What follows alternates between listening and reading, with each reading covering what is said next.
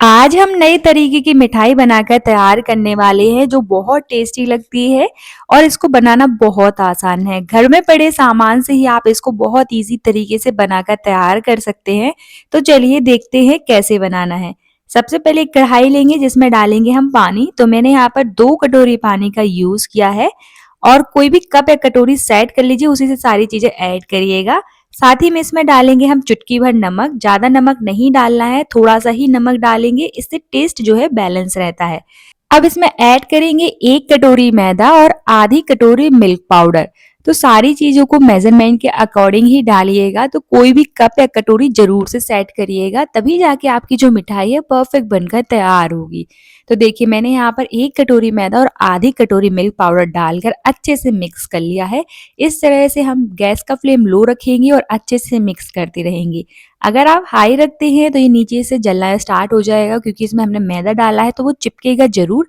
तो कोशिश करिए कि अगर आप इस मिठाई को जब बना रहे हैं तो नॉन स्टिक कढ़ाई लें, अगर नहीं है तो आप स्टील की मोटे तले वाली कढ़ाई ले सकते हैं, ताकि इसमें चिपके ना और जले ना नीचे से। तो इस तरह से बढ़िया से हमें लो फ्लेम पर अच्छे से उसको चलाते रहना और मिक्स करते रहना है। इसको कंटिन्यूअसली चलाते रहना है, छोड़ना नहीं है, ताकि इसमें लम्स भी ना बने और साथ में चिपके भी ना कढ़ाई में। तो देखिए इस तरह से धीरे धीरे जैसे ही आप इसको पकाते जाओगे ना, तो इस तरह से थिक होता जाएगा। और इसको हमें तब तक पकाना है जब तक ये अच्छे से थिक ना हो जाए। हमने इसमें मैदा का यूज किया है तो ये चिपकेगा जरूर, थोड़ा स्टिकी से बनेगा, लेकिन कोई डरने की बात नहीं है। इसी तरह का हमें जो है मिक्सचर चाहिए है। इस तरह से बढ़िया से उसको अच्छे से सबसे पहले पका लीजिएगा। तो देखिए यहाँ पर आप देख सकते हैं, यहाँ पर ना ही मैंने घी का यूज किया है, ना ही यहाँ पर ऑयल का यूज किया है। आप चाहें तो थोड़ा बहुत ऑयल या फिर घी डाल सकते हैं, 1-2 चम्मच, ताकि ये चिपके ना कढ़ाई में, लेकिन मैंने यहाँ पर इस टाइम पे कुछ भी नहीं डाला है। और सबसे अच्छी बात ये है, इस मिठाई को बनाने के लिए ना ही आपको दूध की जरूरत पड़ेगी और ना ही घी की जरूरत पड़ेगी। तो देखिए जैसे जैसे ये मिक्सचर थिक होता जाएगा, कुछ इस तरह की कंसिस्टेंसी पे आ जाएगा। तो देखिए बहुत आसान है इसको बनाना, हर स्टेप को फॉलो करिएगा तो आपकी जो मिठाई है बिल्कुल नहीं बिगड़ेगी और एक बार में ही आप इसको परफेक्ट बना लोगे। और यकीन करिए इतनी टेस्टी लगती है कि अगर आपने एक बार बना लिया ना इसको, तो आप हर बार बनाना चाहोगे।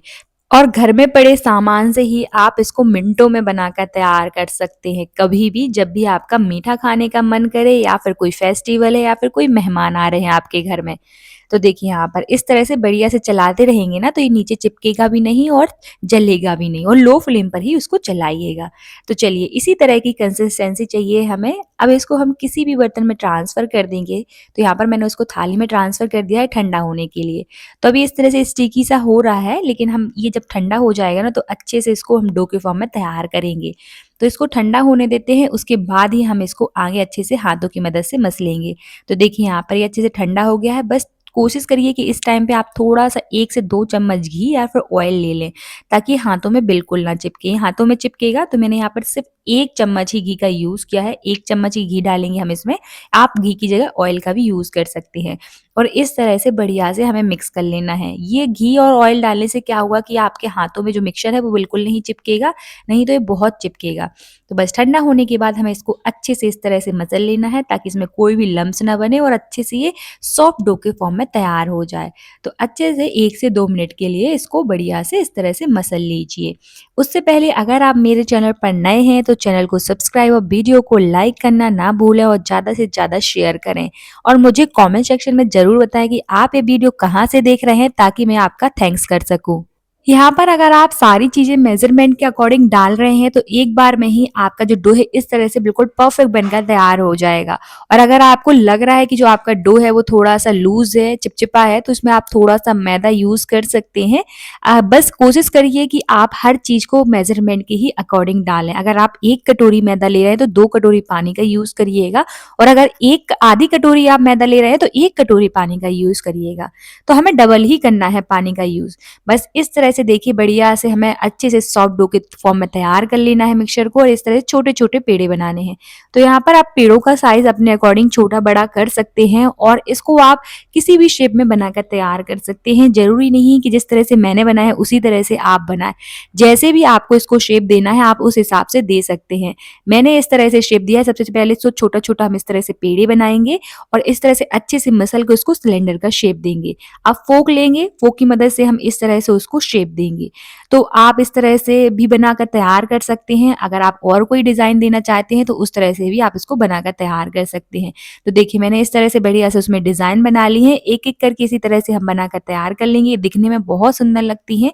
बस देखिए यहाँ पर बहुत ईज़िली ये बन जाते हैं इस तरह से। तो चलिए एक-एक करके मैंने इस तरह से सारे उसको बनाकर तैयार कर लिया है। तो देखिए हमारी सारी मिठाई इस तरह से बनकर तैयार हो गई है। तो चलिए अब हम इसको करेंगे फ्राई। तो आप फ्राई करते टाइम एक बात का ध्यान रखिएगा कि जो ऑयल है वो मीडियम गरम ही होना चाहिए, हाई नहीं होना चाहिए ज़्यादा। अगर आप इसको डालोगे ना तो जल्दी ये कलर छोड़ देंगे। तो मीडियम गरम में डालिएगा और लो टू मीडियम फ्लेम पर ही इसको फ्राई करिएगा।